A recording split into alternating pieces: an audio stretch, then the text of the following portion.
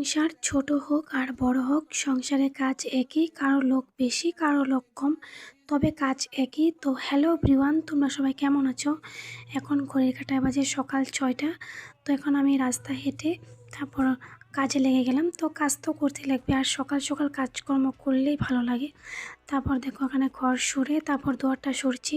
তো অনেকে ভাবে যে ভিডিও করলাম পোস্ট করে দিলাম হয়ে গেল, এরকমটা মোটেও না। ভিডিও করতে গেলে ধৈর্য কষ্ট দুটোই হয়, আর ভিডিও এডিট করতে লাগে, ভয়েস দিতে লাগে, মিউজিক দিতে লাগে, তারপর একটা ভিডিও পূর্ণ হয়। তো এখানে আমার কথা বলতে বলতে আমার বাসনগুলো ধোয়া কমপ্লিট হয়ে গেল।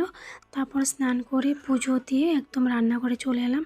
তারপর এখানে করব রান্না, আর বাসনগুলো ঝরা দিয়ে নিলাম। তো রান্নার জন্য জল নিয়ে আসলাম, আর আমার এখানে দেখো পাপা ঘুম থেকে উঠে পড়েছে।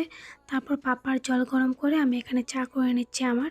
তো চা না খেলে তো সকালটাই শুরু হবে না। তো এখানে আমার চাটা করে নিলাম, তারপর করে নিলাম রান্না। এখন বিছনাটা উঠিয়ে নিলাম, আর আমার বরকে খাবার দিয়ে দিয়েছি, ও খেয়ে দোকানে চলে গেছে।